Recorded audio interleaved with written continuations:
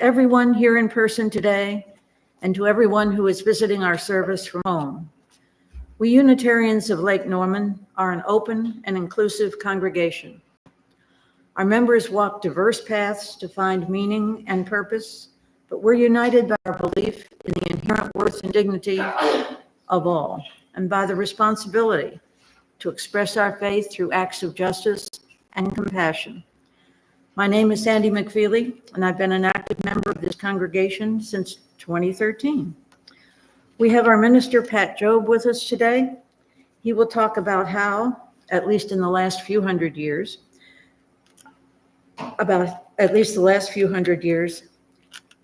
have given us hope to think ever so tentatively about nonviolence in the future. At least that's what I think he's going to talk about. You never know.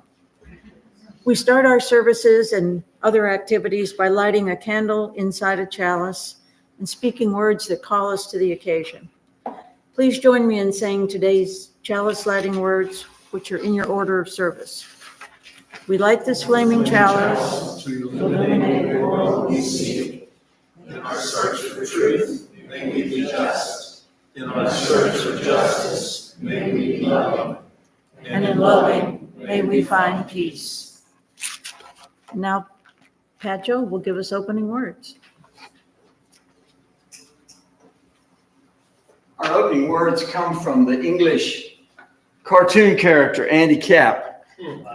And I really hope that someday when the Unitarian Universalist Association publishes a new hymn book, that these words will be on the title page.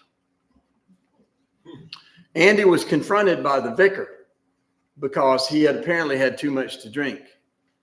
And the vicar said to him, "Andy, I don't quite know how to put this." And Andy said, "Well, let me say it for you, vicar.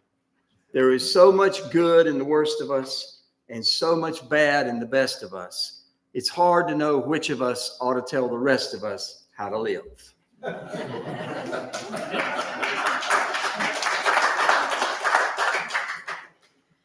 As we take that in, please stay comfortably seated as Mike takes us with his music into a place of worship and contemplation.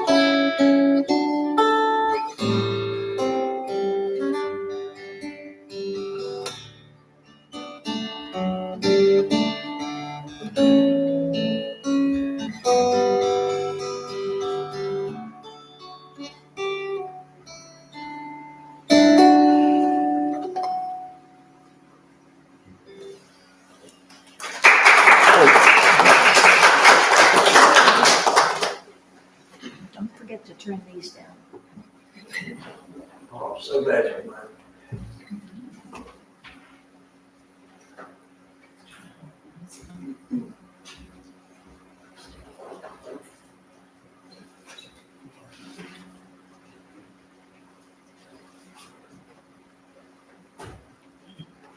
Let's breathe together.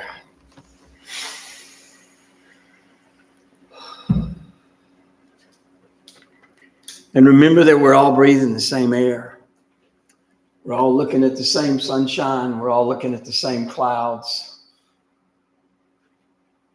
All looking at the same leaves on the same trees, although there aren't as many leaves right now, and there aren't as many trees. It really has been an extraordinary couple of days. I was born in Rutherford County. I graduated from high school in Rutherford County, and I've moved back there 3 times in my 70 years. I'm not always crazy about Rutherford County, but what I've seen in the last 48 hours is so many images, so many acts of kindness, and so many scenes of destruction on top of each other. It's been very emotional. Let's take one more breath together and think of what we mean to each other. Think of what this place means.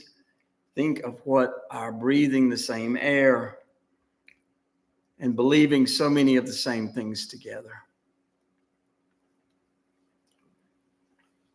The inherent worth and dignity of all. How many times have we heard these words? How did they energize Thomas Jefferson as he penned, "All men are created equal"? Okay. We know Jefferson was not writing about slaves, women, or even free white men who did not own property. But as we imagine Jefferson's times, the feeling that British subjects were being tyrannized by the king, it is hard to imagine that Jefferson might have been considering the larger meaning of his words. We know Abigail Adams wrote to her husband, John, as he was working to craft a constitution. She said, "Remember the ladies." He did not. It would be another 133 years before women won the right to vote, and another generation before they could apply for a loan or a credit card in their own names.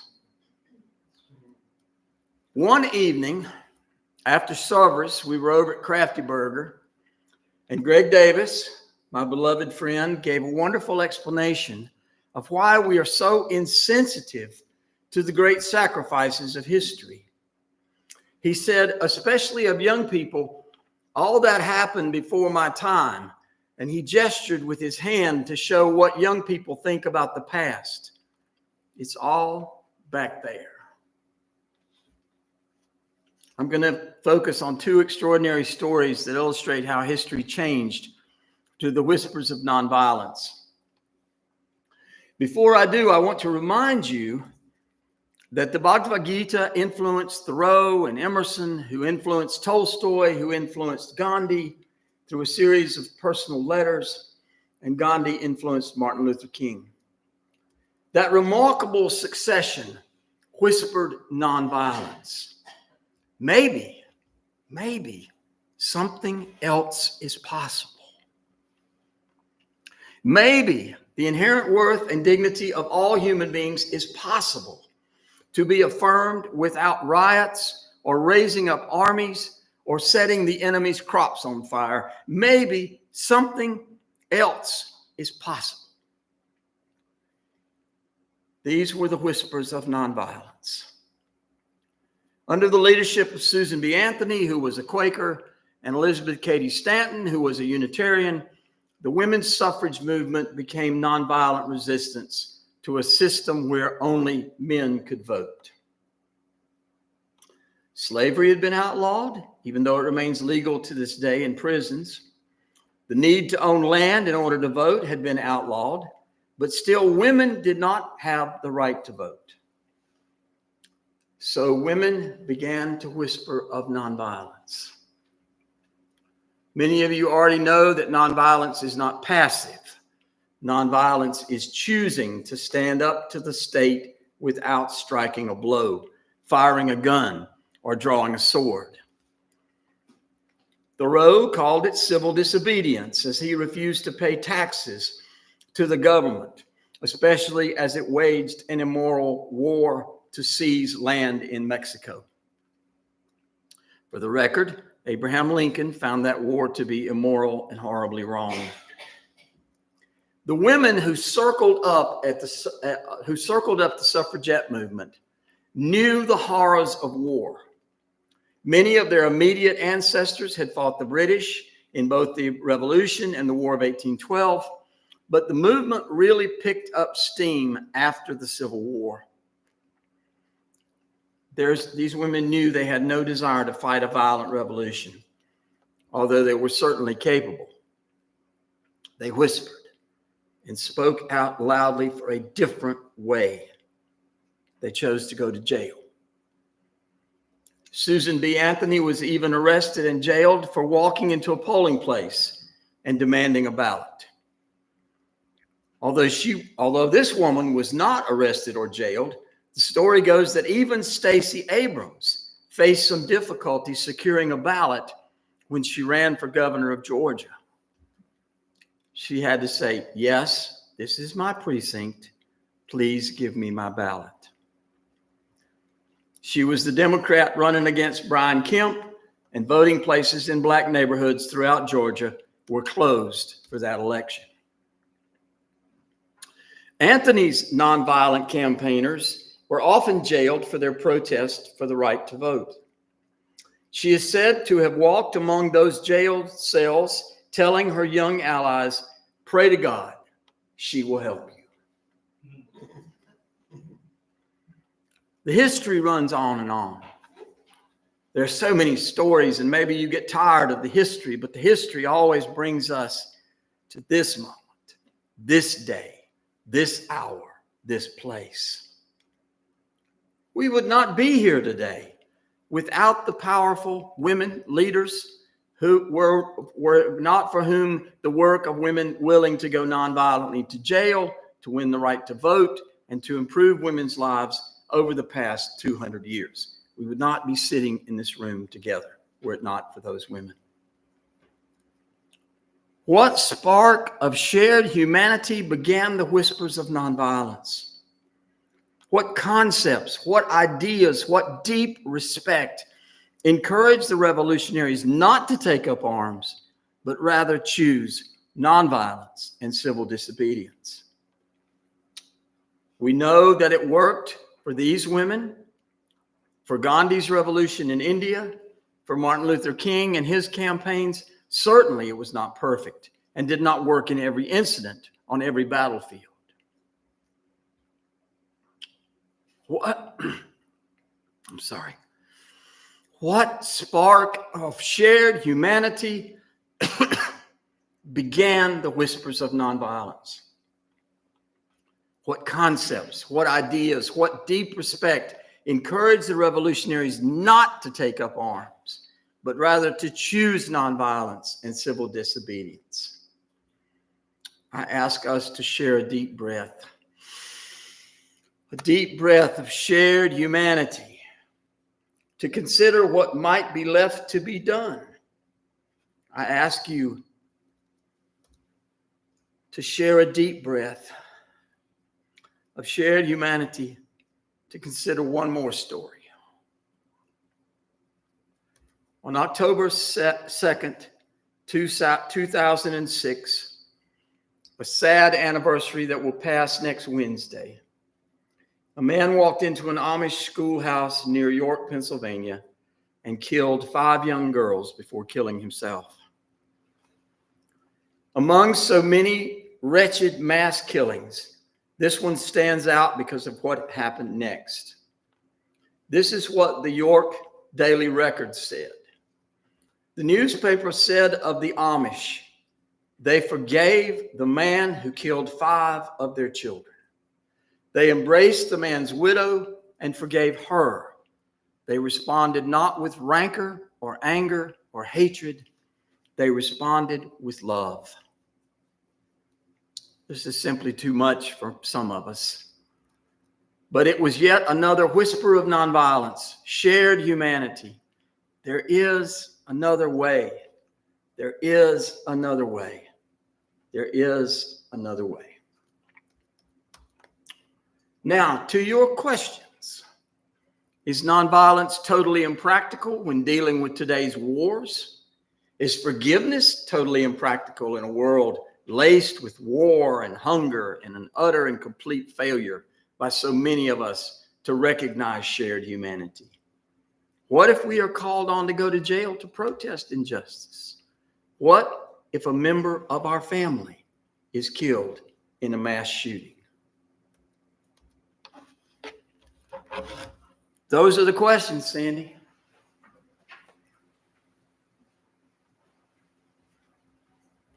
And you all have the answers.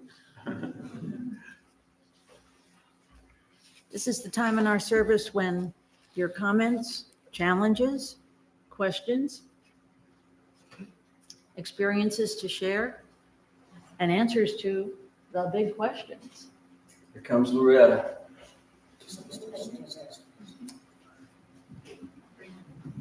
We're so glad you made the effort. It's important. I need to come. Yeah, the people at home can hear you, and this is. Okay, I'm Loretta, and I thought that I had, as Pat was speaking, is if we could help the leaders of our countries and others to realize how much more economical it would be if we didn't have to spend all that money on weapons and hate. If we could put those kinds of funds into helping other people, because they're natural disasters like we see happening in the mountains. There are people who are hungry all the time. If we could ever get across to our leaders to put the money in the right place, then, that would be a nonviolent way to deal with life. Thank you. Thank you.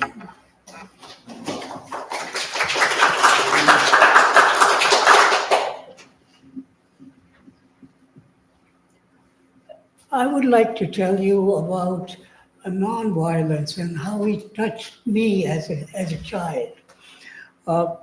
The Indian nonviolent movement became really very assertive just before, as the Second War came in.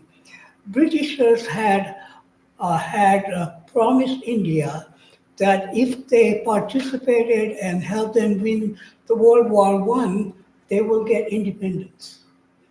And they reneged on it. And so when the Second World War started, the leadership in India, including Gandhi, decided that really what could we do so that if we help the British win the war, because we were all abhorrent of the philosophy of Hitler and what he stood for.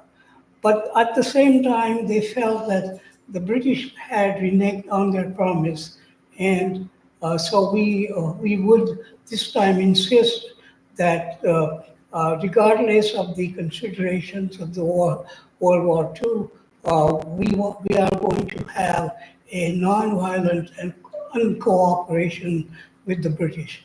So I was 6 years old, and I belonged to the Congress Seva Dal. This is like a volunteer force, and we participated in that freedom struggle.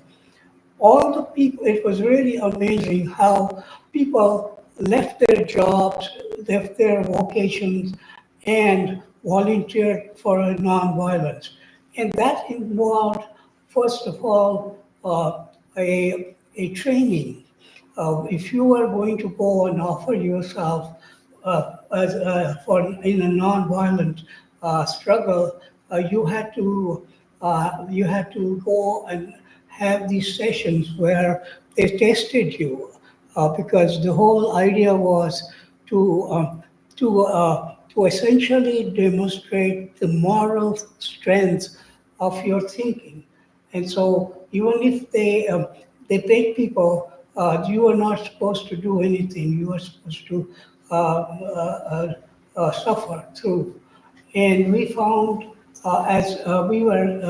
we served as volunteers for many of these nonviolent offerings, and we saw big people really going before the police and the soldiers and getting beaten up till they bled.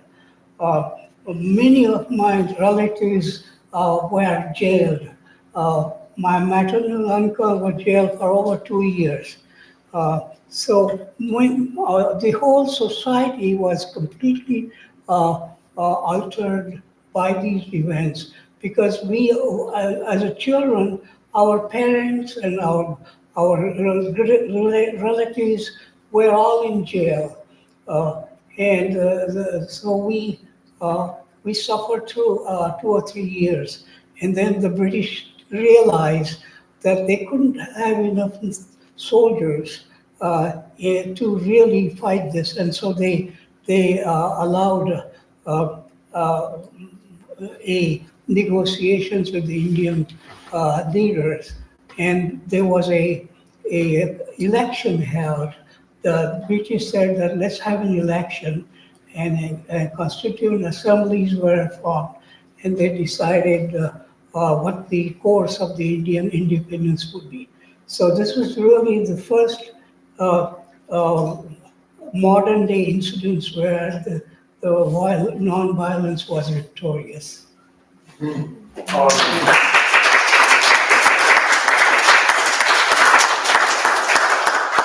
When I wrote that piece, I had no idea that a veteran of Gandhi's nonviolent revolution would be in the room. So everybody get a hug off Harper before you leave. Anybody else? Anybody else a veteran of the nonviolent revolution? Here comes nonviolent Jim. Yeah, afraid not.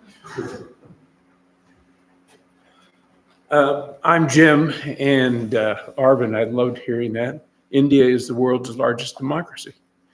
Has some tough times, don't we all? What's the best phrase I heard President Biden say? Our democracy is a work in progress, and keep working. To be a little Socratic here, I would answer your question with maybe a question, and that's to the group. How does it make you feel when someone a couple of weeks ago brought a formal discussion about having women sign up for the draft? This was a serious lawmaker in a serious panel discussion. I know how I felt. Think about how you felt. And then I kind of thought about it some more, and is it a little bit of good news, bad news? We certainly don't want to put more people at risk for armed conflict. I'm a veteran of the Army and came very close to serving in Southeast Asia and was invited to stay in Texas, and that was a pretty easy decision to make. On the other hand, the rationale behind this person, who certainly was not a warmongering politician or a hawkish politician, was really a compliment to women's lib. Because he said military preparedness is highly technical. How can we exclude the bright, brilliant half of our population that are women? And it was kind of a backhanded compliment to what I think a lot of people we admire have thought. I'm still not real wild about the idea, but there's a germ of positivity there as well.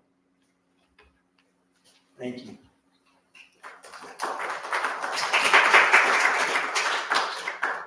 While Sue's walking up, I might just add parenthetically, it would be an opportunity to expand required public service for young people. There are many things other than shooting guns that the country needs done, and women are good at nearly all of them.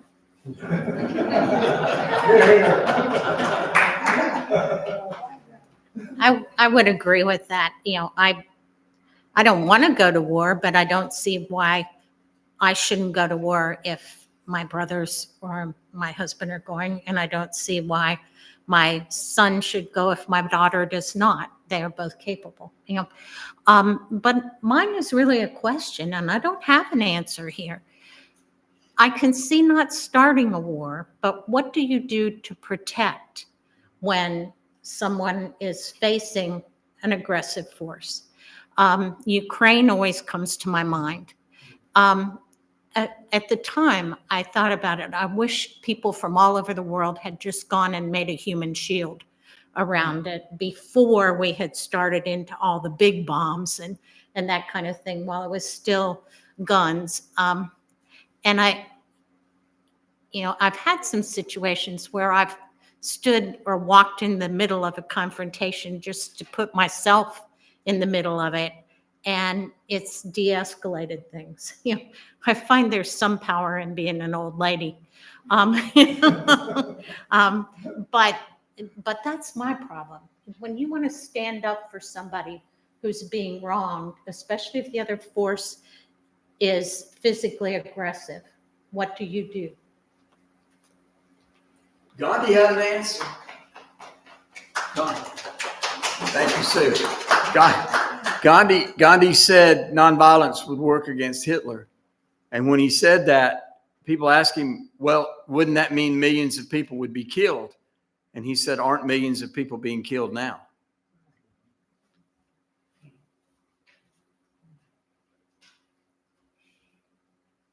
And thinking about women being involved in the military, during World War II, my mom worked for the Navy, and her job was to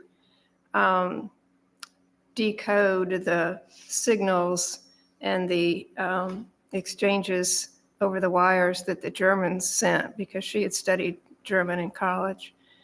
So the women were involved to some degree back then. Yeah, and they're very involved today.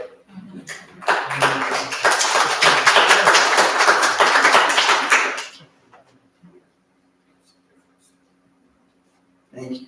Thank you. That was one of the longest and bestest dialogues we've had. And now Mike Alec and the rest of his orchestra is somehow going to bring some music to reflect all of this to us.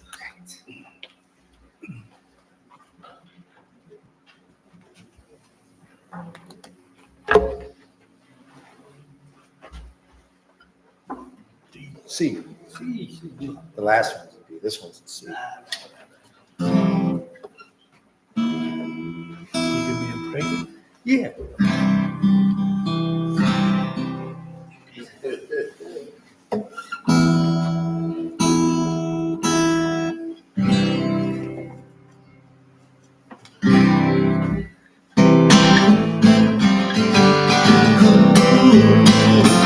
I had a hammer in the morning, hammer in the evening, all over this land. I'd hammer out a danger, hammer out a warning, hammer about the love between my brothers and the sisters all over this land. If I had a bell, I'd ring it in the morning, ring it in the evening, all over this land. I'd bring out a danger, bring out a warning, bring out the love between the brothers and the sisters all over this land.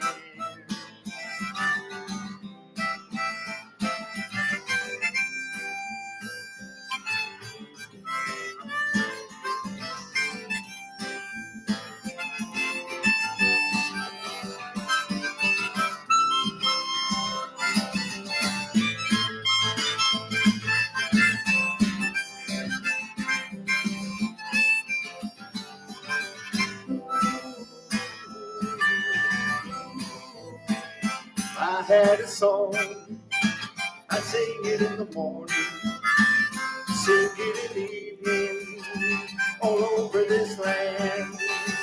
I sing out a danger, sing out a warning, sing out the love between my brothers and sisters all over this land. I got a hammer, I got a bell, I got a song to sing all over this land. Hammer of justice, bell of freedom, song about the love between my brothers and my sisters all over this land.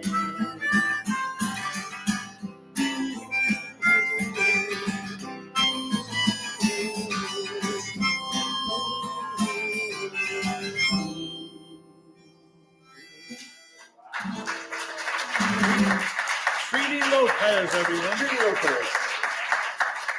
We help from Peter, Paul, and Mary over here. That was perfect. Thank you, thank you. Thank you, Pat. Yours was perfect and generated much thought. This fellowship is important to us all. The contributions we make today allow us to sustain and grow our congregation and to reach out to the community, both nearby and in the larger world. Your giving affirms our commitment to each other and to the community. And may I urge the voters at home, the viewers at home, to switch briefly to the main page of our website and just hit the donate button to join in spirit with the in-person members here.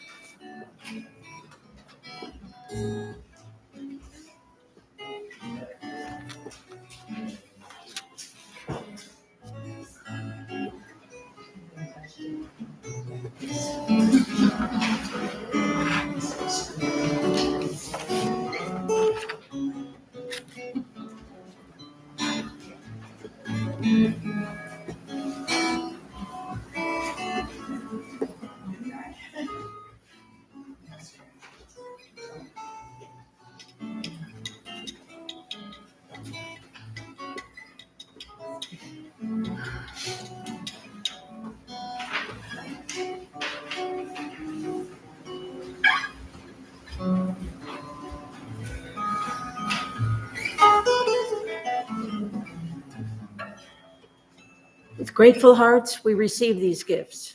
May they encourage us to live lives of integrity, compassion, and peace. We're also grateful to all the people who make possible our Sunday services, all our various community activities, and presenting us to the outside world through the newsletter and YouTube. And that includes everyone who cheers us on by being in these chairs today, or in their or in their even more comfortable Barca loungers at home. Let's look for a second at the announcements in your order of service. First, and possibly of most importance to us, is a social supper, which will take place at some McAllister's and Cornelius right after the service. Please let Linda know if, do we need to call ahead to? No. They don't need a warning, okay. Movie Tuesdays, also led by Linda. The Wild Robot at 12:10. And as I recall from the newsletter, those of you who did not go to the last week's movie made an excellent economic decision. Oh, it was the one before. It got ratings from the people of 1 to 2. Easy to miss. 2 thumbs down. A good week to have stayed home. The Heart of the Carolinas UU Animal Ministry had to postpone both the post setting on Thursday, I think, and the fence building. I couldn't get any information yet, but I imagine the rescheduling of yesterday's fence build will be, hasn't been done, but it'll be done shortly by responsible adults. Check their Facebook page, which is a source of all true knowledge. Our next day at FeedNC I noted that FeedNC was closed on Friday, showing they have good sense. Our next day there is Thursday, October 9. See Jim Arnold. Send him a message to join our excellent and intrepid crew. And if you have postcards that you're ready to finish up and get into the mail by tomorrow, the last day of September, this is a good day to think about it. Okay. You can't rush greatness. The day before is just as good.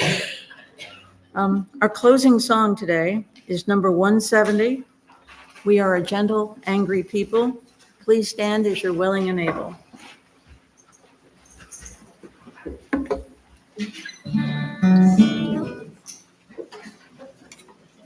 I don't know if we ever sang this one together before, but it's a pretty easy melody, so I think I'll have it after the first pass. We are a gentle, angry people, and we are singing for our lives. We are a gentle, angry people, and we are singing for our lives. We are a justice-seeking people, and we are singing for our lives. We are a justice-seeking people, and we are singing for our lives. We are young and old together, and we are singing for our lives. We are young and old together, and we are singing for our lives. Oh, we are a land of many colors, and we are singing for our lives. We are a land of many colors, and we are singing for our lives. We are gay and straight together, and we are singing for our lives. We are gay and straight together, and we are singing for our lives. Take one, Eddie.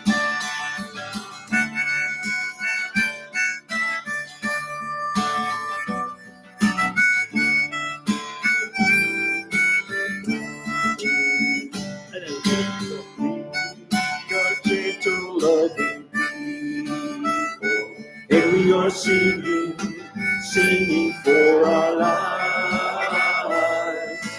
We are a gentle, loving people, and we are singing for our lives. Sorry, we tried a Hollywood movie.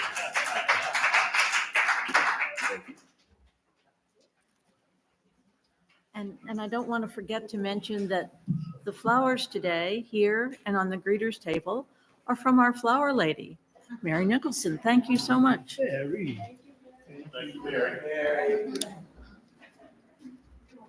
We close our services by extinguishing the light in the chalice and saying together the words that are in your order of service. We extinguish this chalice, but not the light of truth, the warmth of community, or the fire of commitment. These we carry in our hearts. Did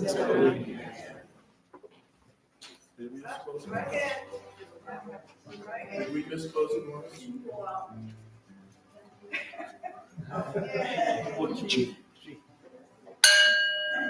Hey. No closing words. Happy birthday to you.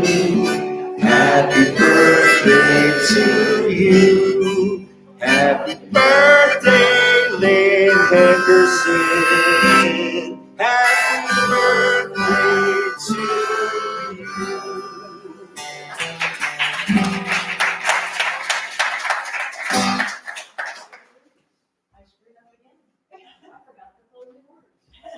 Our closing words, I want to give a little explanation before I repeat them. You've already heard them once today. But before I do, I want to say that Holly Deere wrote that song. We're a gentle, angry people. Oh. Yeah, and I got to sing it with about 3,000 protesters of the Iraq War across the street from the White House in Lafayette Park with Holly Deere. Holly Deere led us in that song. And if only George W. had listened to us. And in that park were a whole slew of veterans who had nowhere to live. That were living, and there was hundreds of them living there. Right, right. Sad that. Yeah, the Iraq War was just such a tragedy. Our closing words come from Susan B. Anthony, and before I repeat them, I want you to think about the paradigm of a male God. Think of what it does to all of our views of reality if we think God has to be a man. So how wonderful it was that Susan B. Anthony said, pray to God, she will help you.